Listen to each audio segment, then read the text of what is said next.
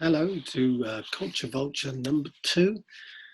Here I am asking the question, what is culture? And last time I talked about Matthew Arnold and his book, Culture and Anarchy. This time I'm going to talk about a similar sounding title, Culture and Society by Raymond Williams. And Raymond Williams here is talking and addressing partly Arnold's work and also expanding on perhaps the idea that Arnold had about culture. And I'm going to take bits from the beginning, the middle, and the end of the book. I'm not going to go through the whole book. It's quite a weighty tome. But the way I do this is I read a little bit and sometimes reflect on what is said. Now, we start with the introduction here where Williams talks particularly about 5 areas that have become very important in modern life, he says. And these 5 areas, summed up in 5 words: industry, democracy, class, art, and culture. And this book explores those areas by looking at various figures, various works, and also the effect that this world has had on work from the 19th and 20th centuries. So, what can we find about culture in these works here?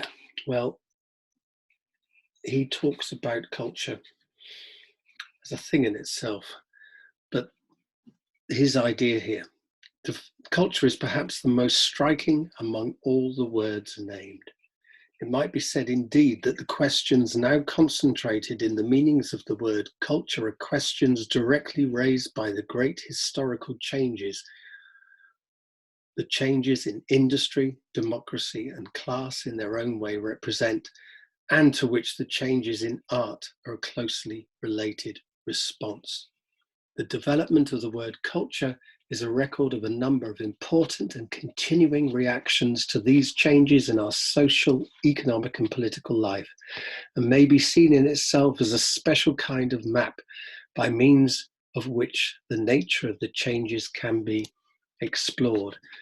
Now, Williams is a kind of Marxist, a sort of very English kind of Marxist, perhaps, thinker. So he is looking at the economic changes to the means of production, as a pure Marxist might put it, and sees culture as being affected by these changes, and culture changes because of our ways of life change to some extent. Now, let's get to this bit here.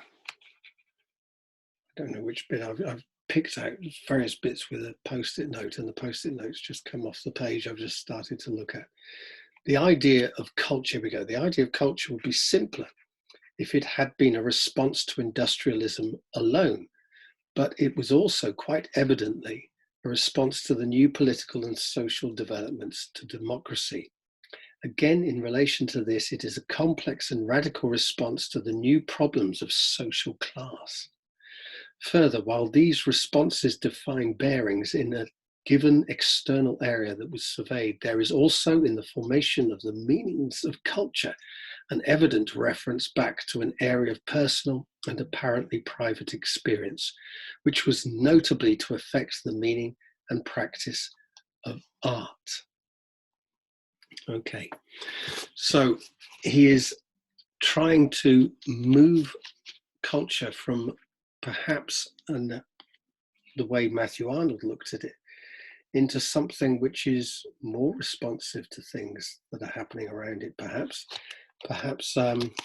also looking at not just industry, obviously, as he just said there, but also other changes and democracy and perhaps the idea here, not just of democracy, but what did industrial revolution bring?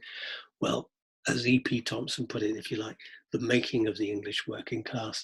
So we've got the working class, we've got the idea of big changes there through industry, but also through how we commune together, the groupings we form, and perhaps the quickness that these groupings have come together are an issue in themselves when we get to culture. But I'm going to move on to his response to a chapter he's called J.H. Newman and Matthew Arnold. So there might be some crossover with Newman, but I'm going to try and just look at Arnold as that was what we looked at last time.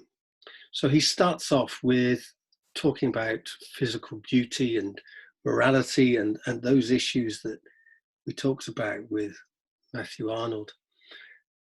And the world and the work of perfection. So this is Arnold's idea. The work of perfection, which Arnold was to name as culture, received increasing emphasis in opposition to the powerful utilitarian tendency which conceived education as the training of men to carry out particular tasks in a particular kind of civilization. So he's taking on that and thinking about that as an idea. The general opposition to utilitarianism and the alarmed reaction to increasing working class power came together in a most significant way. Now, of course, some of the working class power that Arnold was seeing was the brutish force of tearing down railings and various, cheers by the way. Oh, lovely. TUC. TUC. TUC. It's a joke there. I think I'm not going to use it there. Now, he talks about the important definition of culture, which Matthew Arnold put together, which gives the tradition a single watchword and a name. Now, Williams is actually coming here to get, with this, it is a seminal piece of work in the idea of culture. He's actually saying that there is something called culture that we need to study here. And along with Richard Hoggart and various other people who got involved in the idea of study of culture itself as beyond just the study of literature or English literature. Right. The purpose that Matthew Arnold has in Culture and Anarchy is something which has been set up in opposition to the mechanistic world, the world of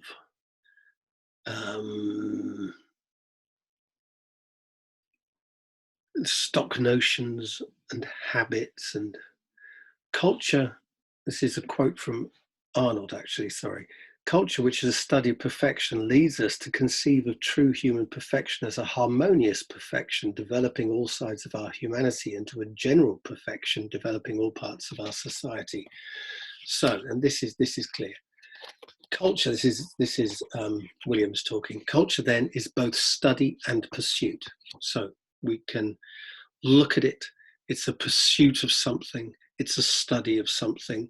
We can listen to music, we can look at art and all those things, but it's also something we strive for. It is not merely the development of literary culture, but of all sides of our humanity. Nor is it an activity concerning individuals alone or some part or section of society. It is and must be essentially general. Now, this is important as well for Williams, because Williams does believe in the commonality of culture, that we come together through it. And it's not an elitist pursuit. It's something which he will look at himself later on in this book. Now, he also takes on the idea of class here in Arnold's view. Arnold's answer, but what means and through what purpose and how does the state come together, the existing social classes, all these things. Arnold's answer depends on what he called the remnant. In each class, he argued, there existed alongside the characteristic majority and minority, a number of aliens who were not disabled by the ordinary notions and habits of their class. So beyond, in each class, according to Williams talking about Arnold, in each class, there is a number of individuals who look beyond class, look beyond their social position, and are driven by something more, a higher purpose, the love of human perfection. So it's not class that, and we talked about that with the Arnold point. It wasn't about class. In fact, he had a disparaging view about all classes, if you like, but within each class, there are a number of people he saw as reaching beyond that into sweetness and light. Now, for it has always a positive attitude, the product not of cowardice and not of apathy, but of moral conviction. I think it had more to offer to the pursuit of perfection than Matthew Arnold, seeing only his magnified image of the rough, was able to realize. And this is the anarchy that he saw around him. Arnold saw this anarchy, the Hyde Park railings being ripped down, and the general breakdown into violence of anarchy. And looking at the British working class movement, now I think it's Scruton who argues that this was such a small thing, really, that the English working class are notable by their lack of violence compared to lots of other class warriors around the world, certainly notably in countries that have seen overthrowing of the monarchy and the cutting of heads off of czars, or no, shooting of czars and cutting heads off kings and queens, and etc. Right, one final point must be made about Arnold's use of the idea of culture. Culture, for Arnold, according to Williams, is right knowing and right doing, a process and not an absolute. This indeed is Arnold's doctrine, but his emphasis in detail is so much on the importance of knowing and so little on the importance of doing that culture at times seems very like the dissenter's salvation, a thing to secure first, to which all else will then be added. Yeah, so culture, later he writes, culture here is a substitute for religion, and that's a very doubtful quantity, especially when it is taken, as so often, in its narrowest sense. So can culture replace religion? If we take away religion, if we take away the church, do we have the church of our culture? The culture around us, can we worship in the same way? Well, perhaps celebrity culture to some extent is doing that very much around us now. And the idea that we have to be cultured first before we can do anything. Knowledge comes first, to the point of perhaps it's disabling us from then carrying out anything. If we take the church example, you have to believe and keep going to church all these times till you get to a certain position of holiness before you can actually do charitable deeds, for example. Well, it might be that way. Or you can do charitable deeds whilst you're at church, and through that you become somebody who is cultured by doing the deeds themselves, or somebody who comes out better and better. You don't look for your best self first. You produce your best self whilst you're doing things. And perhaps he's saying that Arnold doesn't quite grasp that, even though he might be thinking that that's what he's saying. Right. Culture is a process. Okay, so if culture is a process, then is perfection ever reached? Well, perhaps it's not. And perhaps that's something that is the problem with Arnold, is that the pursuit of perfection being one thing, if it's never reached and you're never going to get there, then what are the great works? What are these things for if you're never going to fully appreciate it? It might be a religion But if you're never going to reach the kingdom of God in the end of it, what keeps you within this religion? And it's problematic. So in his conclusion, which is a more general thing, this is not just about Arnold now, Williams is talking about the whole of culture. The idea of culture is a general reaction to a general and major change in the conditions of our common life. Its basic element is its effort at total qualitative assessment. The change in the whole form of our common life produced as a necessary reaction an emphasis on attention to this whole form. Particular change will modify an habitual discipline, shift an habitual action. General change, when it has worked itself clear, drives us back on our general designs, which we have to learn to look at again and as a whole. The working out of the idea of culture is a slow reach again for control. So he's putting culture in here, very much a 19th, 20th century phenomenon, as an emphasis on culture, which comes from the voice of people such as Arnold, etc. And why? Well, there's major changes that have happened. So the Industrial Revolution in British society, particularly English society, is driving this. So by seeing our material world change around us, how do we form ways of understanding that, making sense of it, of being together within that? Forms different forms of relationships, different ways of seeing different art forms, different voting. Remember, this is mass society coming together, is very much part of it. So democracy changes, so many changes happen around us that this culture, because it changes, we can see these changes, and we are making this culture around us. How we make ourselves within that is quite interesting. So the mass becomes important for Williams. And he talks about mass and masses. We now regularly use both the idea of the masses and the consequent ideas of mass civilization, mass democracy, mass communication, and others. Here, I think, lies the central and very difficult issue with more than any other, which more than any other needs revision. Masses was a new word for the mob. So, so we have the mob and the mass coming together, but it's not just that they are the population. There's a physical massing together in towns and cities, the great Victorian dwellings that are built around London, for example. All of a sudden, everyone's together, so from a very rural population to an industrial city centre population. And the mass comes together. We have the mass terrace houses and the, well, churches that are built, and also pubs that are built, and music halls, and all these things for the mass to come together, and later cinema or football, all these things that the mass come together. So it's not art galleries and parks, sorry, are also there, of course. So there are ways of bringing everyone together and making these things that all of a sudden, well, here we are together. We can see each other, no longer in a small rural hamlet or working for a farmer. We're working in a big factory, there's lots of us going.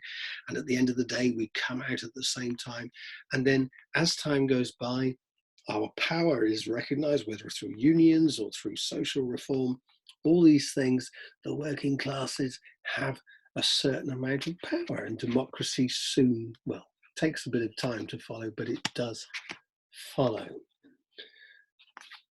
Now, this is an interesting point here. There are, in fact, no masses, he says.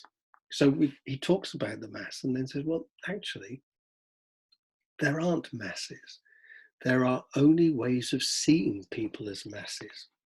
In an urban industrial society, there are many opportunities for such ways of seeing. The point is not to reiterate the objective conditions, but to consider personally and collectively what these have done to our thinking. The fact is surely that a way of seeing other people, which has become characteristic of our kind of society, has been capitalized for the purpose of political or cultural exploitation. What we see neutrally is other people, many others, people unknown to us. In practice, we mass them and interpret them according to some convenient formula. Within its terms, the formula will hold, yet it is the formula, not the mass, which is our real business to examine. It may help us to do this if we remember that we ourselves are all the time being massed by others, to the degree that we find the formula inadequate for ourselves. We can wish to extend to others the courtesy of acknowledging the unknown. So here again, when you're in the mass, you're the individual, aren't you? You don't see yourself as the mass. You might look at them over there and say, well, they're a mass. This is how they do, a sort of anthropological look from afar at other people's behavior, and lump them together in this is the working class, this is their culture, etc., etc. But of course, everyone within that might be doing completely different things and seeing things in completely different ways. So just because we can perhaps do it from afar doesn't mean we do it from within. And perhaps that is an important part of that. Then there's mass communication, of course, the way of sudden that we have the mass, but we also have technology that's creating mass communication and various ways of doing it. Now, what can be observed as a fact about the development of these techniques is a steady growth of what I propose to call multiple transmission. The printed book is the first great model of this, and other techniques have followed. The expansion of the audience, the growth of general education, the growth of democracy, technical improvements, the masses and mass communication. Well, this is important as well because it's also, and this is later looked at by Walter Benjamin, the work of art in the age of mechanized reproduction. If we can hear about the Mona Lisa but never see it, and now we can see the Mona Lisa, probably better to see the Mona Lisa, in fact, rather than going to the Louvre, it's probably better to see a print that in a book or a poster on the wall. We probably see it better than we would to actually going to the Louvre.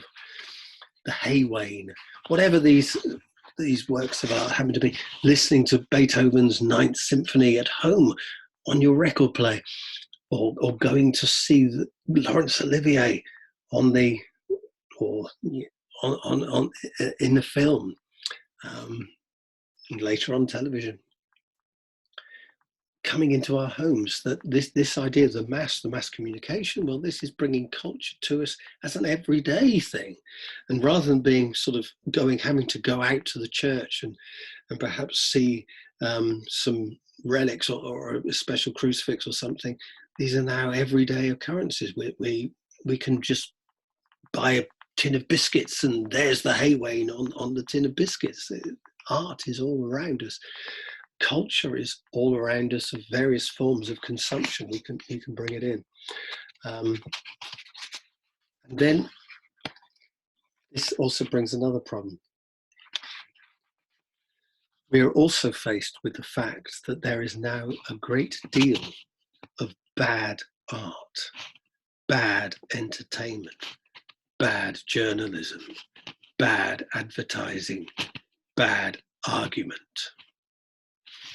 Quality matters, okay? Ask any journalist if he will now accept that famous definition, written by morons for morons. Well, this is quite interesting, isn't it? How do we know whether anything is any good? How do we know if we're surrounded by things, and we're a bunch of morons, no one's educated us, and we're looking at stuff written by morons for morons? How do we know whether it's morons for morons? My goodness. Is this popular culture? Bad stuff for stupid people, perhaps? After the Education Act of 1870, a new mass public came into being, literate but untrained in reading, low in taste and habit. The mass culture followed as a matter of course. I think always when I hear this thesis of an earlier one from the second half of the 18th century, then the decisive date was between 1730 and 1740, and what had emerged with the advance of the middle class to prosperity was a new middle class reading public. The immediate result was that vulgar phenomenon, the novel. As a matter of fact, there is in both these a considerable element of truth. If the former is not now so commonly mentioned, it is only because it would be indiscreet in a situation where good and middle class are equivalent terms. And of course, we can properly see that the earlier situation now, from its true perspective, we can see that what the rise of the middle classes produced was not only the novel, but many other things, good and bad.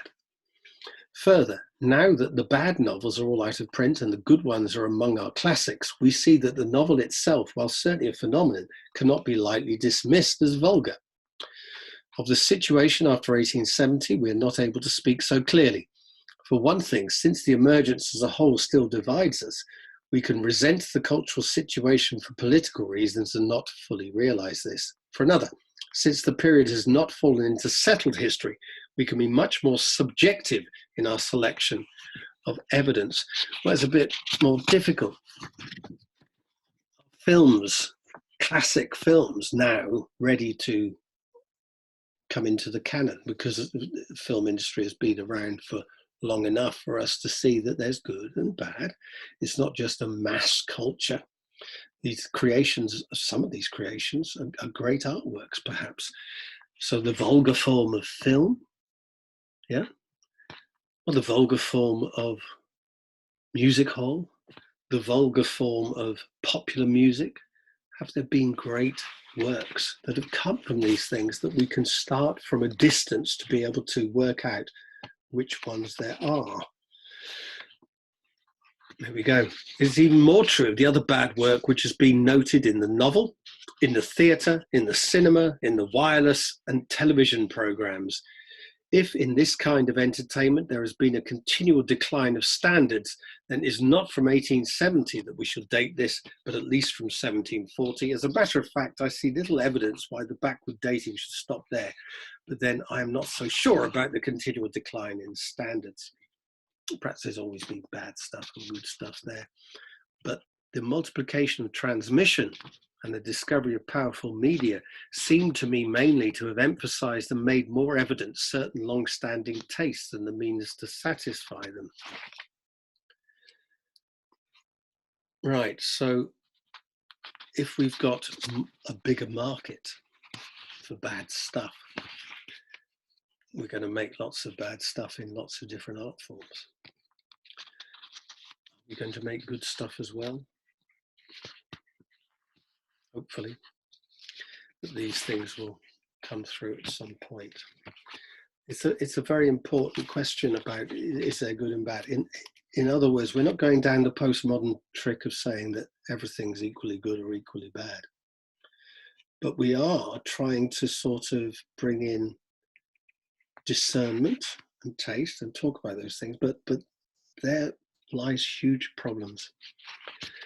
He talks about culture as a common thing, as bringing us together.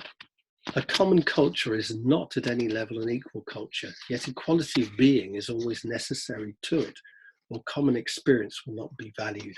A common culture can place no absolute restrictions on entry to any of its activities. This is the reality of the claim to equality of opportunity. The claim to such opportunity is of course based on a desire to become unequal, but this can mean any of a number of things. A desired inequality which will in practice deny the essential equality of being is not compatible with a culture in common. Such inequalities which cannot be afforded have continually to be defined out of common experience.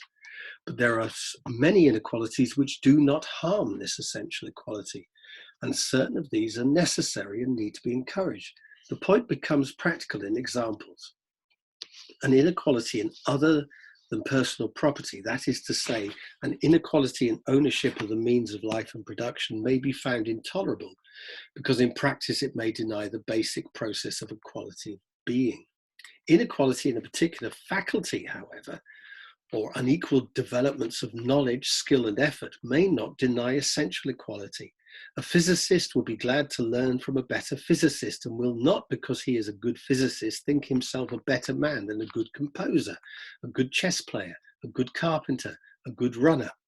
Nor in a common culture will he think himself a better human being than a child or an old woman or a cripple or who may lack the criterion or in itself inadequate of useful service. Okay, so inequalities in an equal society, it doesn't mean you can't specialize, doesn't mean you don't have your own enthusiasms, your own loves, your own desires. You do have the individual within this and subjects and all these things that you look at and learn about. It doesn't mean you all have to learn the same thing, do the same thing, be the same person, live the same life. You can be a chess player, tennis player, physician, coal miner, whatever it happens to be. And then he wants to talk about the idea of culture as the inheritance of your position. And he wants to say about working class culture, because it seems to be a key issue in our own time and one in which there is a considerable element of misunderstanding.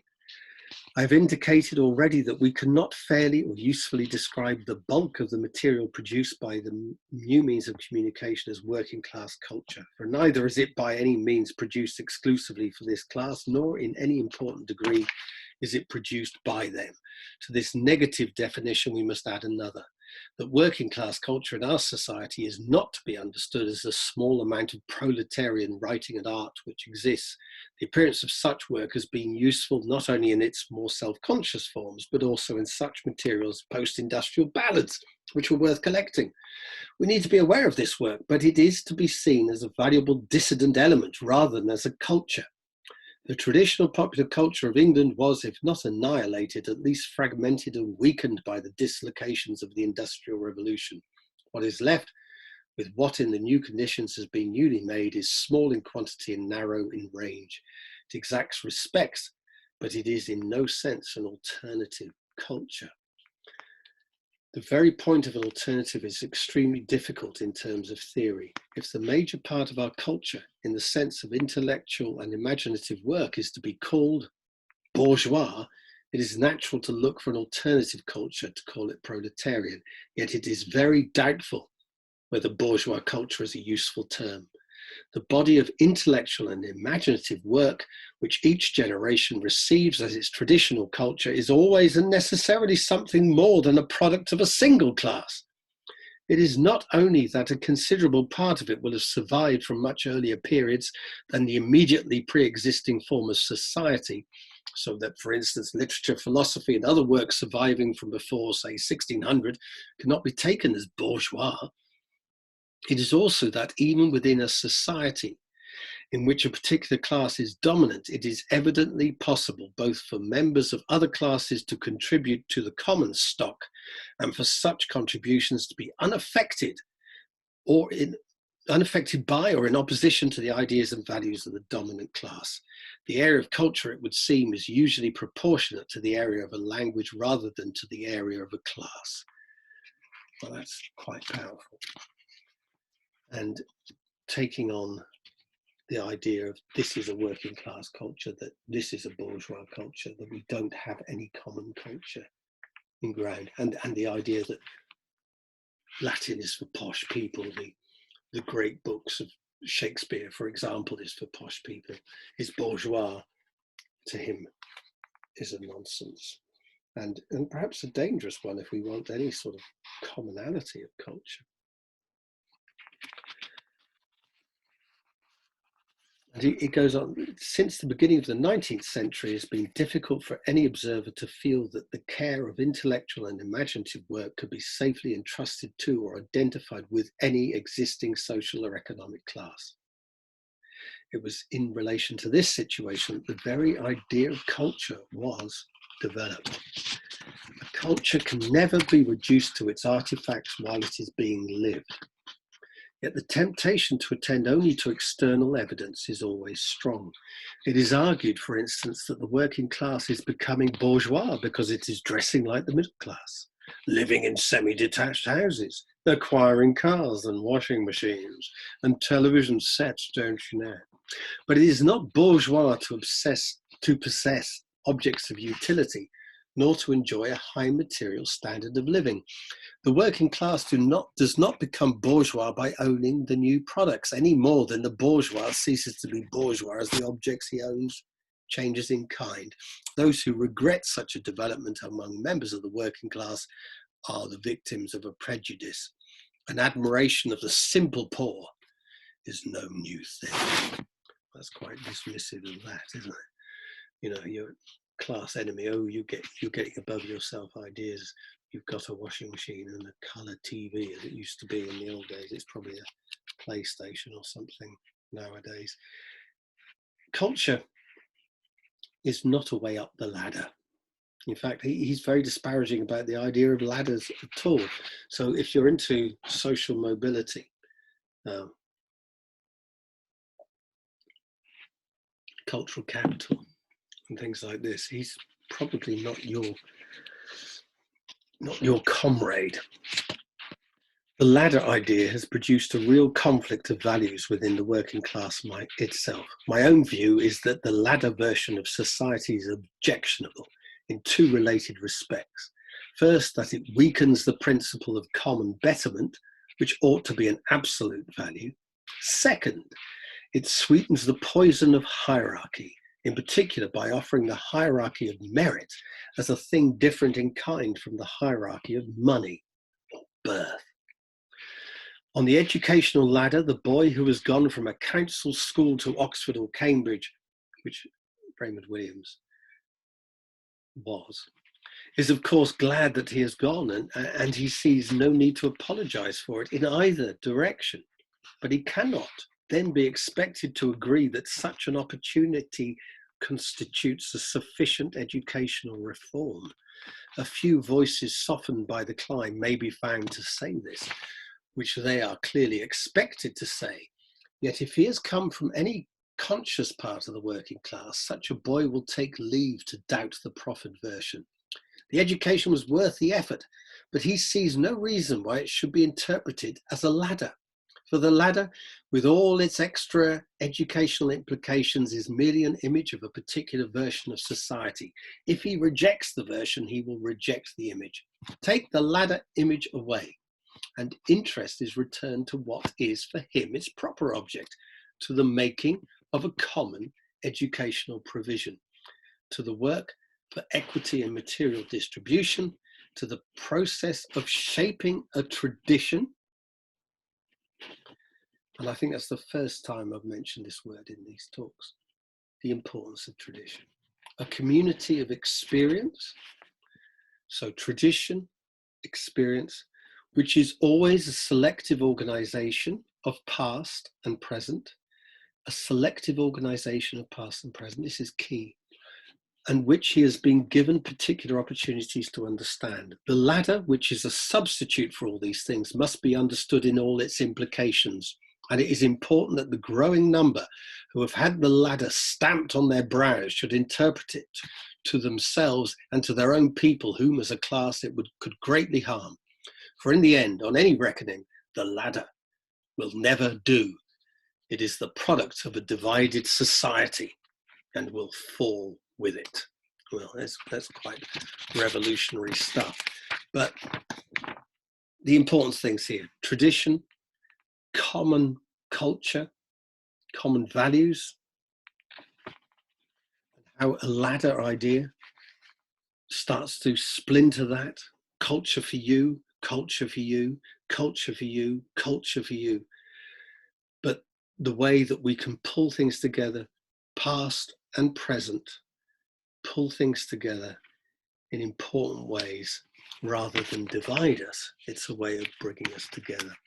The commonality. We have to plan what can be planned according to our common decision. But the emphasis of the idea of culture is right when it reminds us that a culture essentially is unplannable. We have to ensure the means of life and the means of community. But what will then by these means be lived, we cannot know or say. The idea of culture rests on a metaphor, the tending of natural growth. And indeed, it is on growth as metaphor and as fact that the ultimate emphasis must be placed. Here, finally, is the area we have most need to reinterpret. And it's a long revolution to reinterpret that. The struggle for democracy is part of it, a struggle for recognition of equality of being, acknowledgement of human individuality and variation, and common government. We stress natural growth. The distinction of a culture in common is that the selection is freely and commonly made. We make it in common and remade. The tending is a common process based on common decision, which then within itself comprehends the actual variations of life and growth. The natural growth and tending are parts of a mutual process, the fundamental principle of equality of being. Okay. So this commonality, the pulling together of a common culture, we don't say this is the culture and impose it. There's a free association of equal people who have different interests and different ideas coming together with a respect for tradition, for the past, and also for the way that the world is being remade at points. One thing that was important to Williams, and we had a hint of it earlier on, we was talking about the working class culture, is that culture can be made too quickly. That some of what is made culturally, if it's made too quick, is exploitative. If it's made to placate the so-called ideas of a class or something, can be vulgar, can be crude. That culture has roots that we have to nurture and grow, and we have to decide between us what is valuable and perhaps what isn't so much. The human crisis is always, this is the end of it. The human crisis is always a crisis of understanding. What we genuinely understand we can do. I have written this book because I believe the tradition it records is a major contribution to our common understanding and a major incentive to its necessary extensions. There are ideas and ways of thinking with the seeds of life in them, and there are others, perhaps deep in our minds, with the seeds of a general death.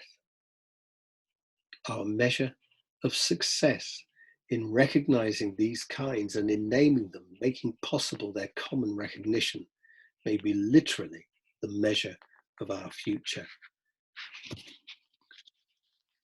think that's superb.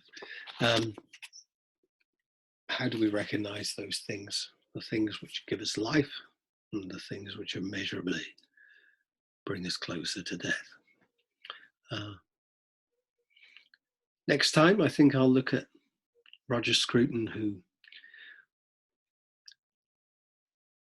talks about Williams, talks about Arnold, and also talks about various ways of seeing culture, and perhaps can get us closer to an answer as to what is culture.